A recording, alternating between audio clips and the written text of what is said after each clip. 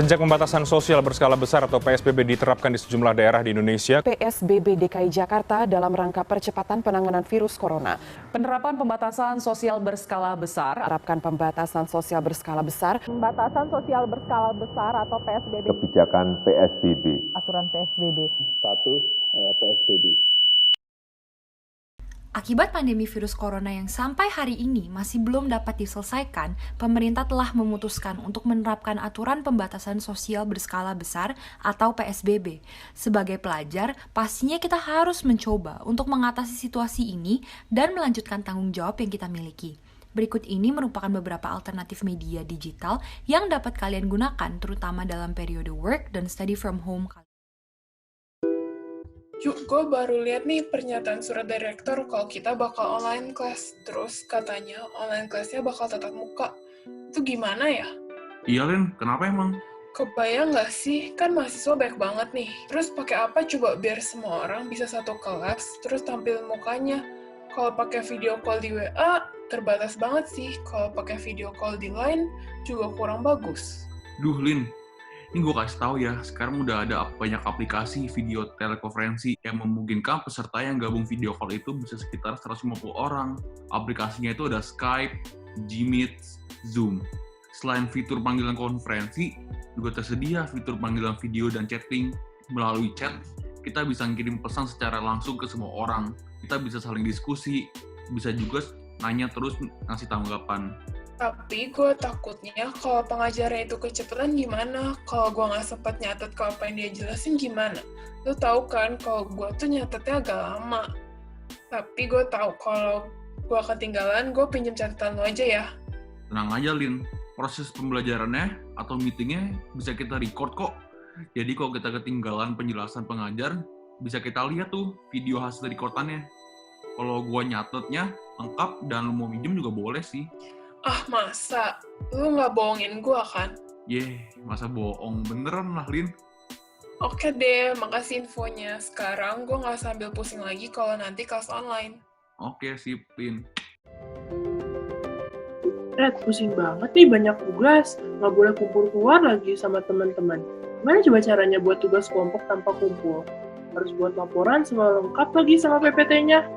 Gimana ya? Gue jadi bingung deh. Sekarang kan lagi COVID-19, jadi lu tuh harus kerja kelompok itu dari rumah aja. Bisa kok kerja kelompok dari rumah masing-masing. Salahnya, tugasnya tuh perlu diskusi biar bisa langsung kasih masukan. Sama kalau ada revisi ya langsung dikerjain bareng-bareng.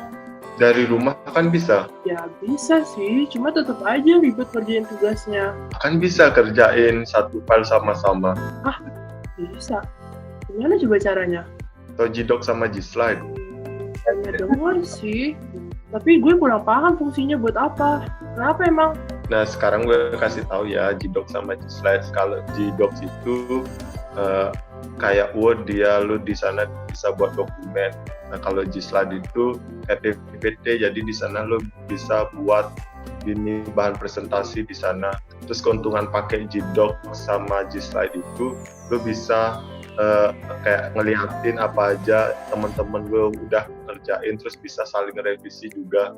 Habis itu lu bisa saling ngasih masukan ke teman-teman, bisa melalui ada di sana forum chat atau komen. Pokoknya bagus banget lah, bisa saling diskusi juga, bisa saling revisi. Oh gitu ya, berarti mirip dong sama PowerPoint sama Word. Mirip kok.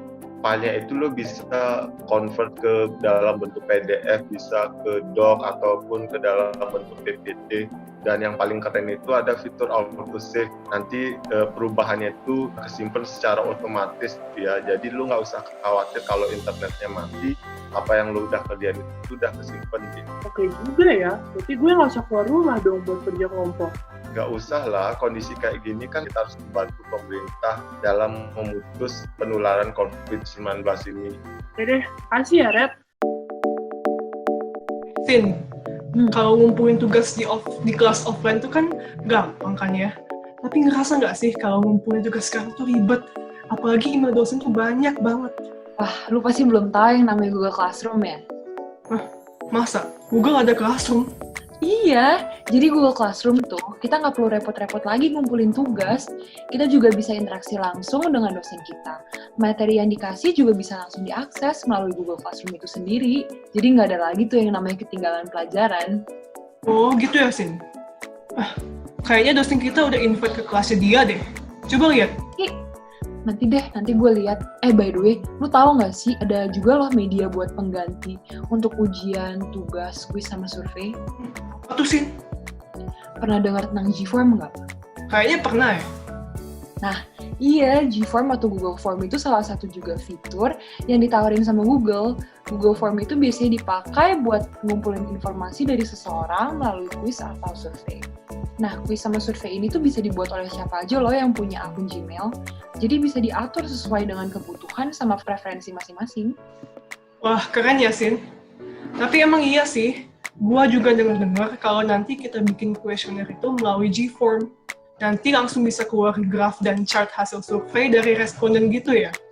Iya bener banget, makanya walaupun dari rumah, mahasiswa ataupun siswa-siswi yang perlu ngelakuin riset atau ngerjain karya tulis mereka masih bisa banget. Weh, keren ya. Terus kalau dosen sama guru mau ngasih kuis, emang gimana caranya, Sin?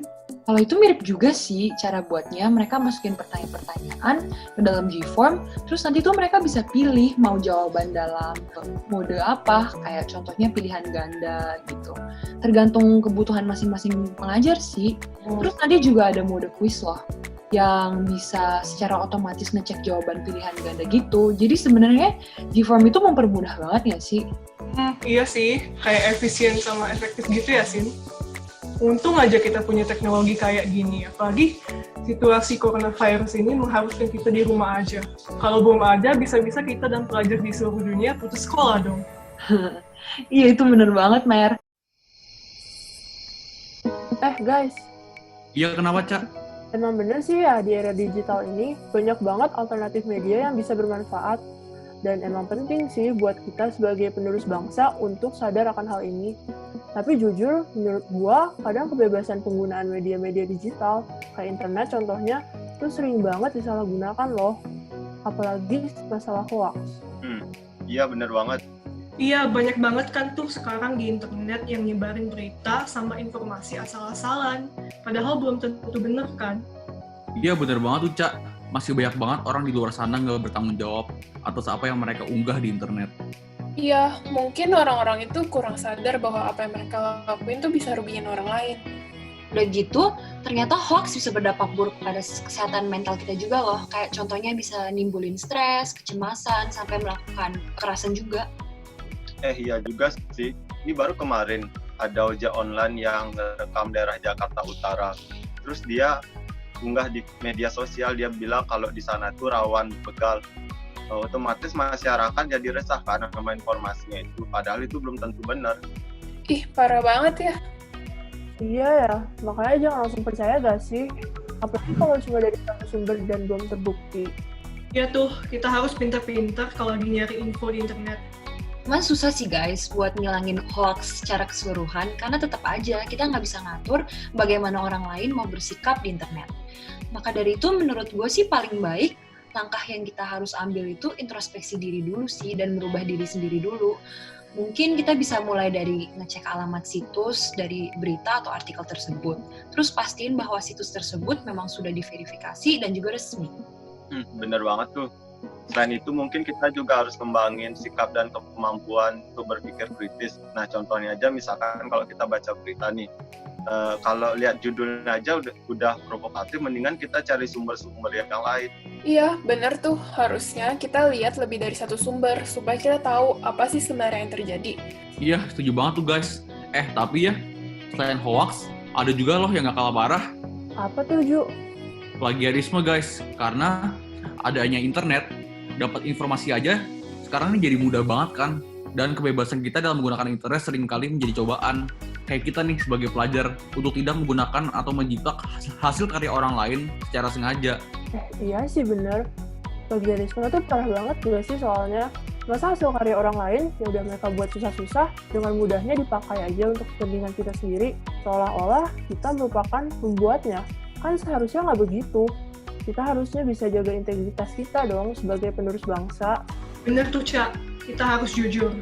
Tapi kabar baiknya sekarang, guru dan dosen di institusi belajar juga udah ngelakuin sanksi yang cukup berat loh jika nemuin pelajar yang udah ngelakuin plagiarisme. Mereka juga udah ngajarin mahasiswa mereka untuk dampak buruk plagiarisme dan kenapa hal tersebut dilarang.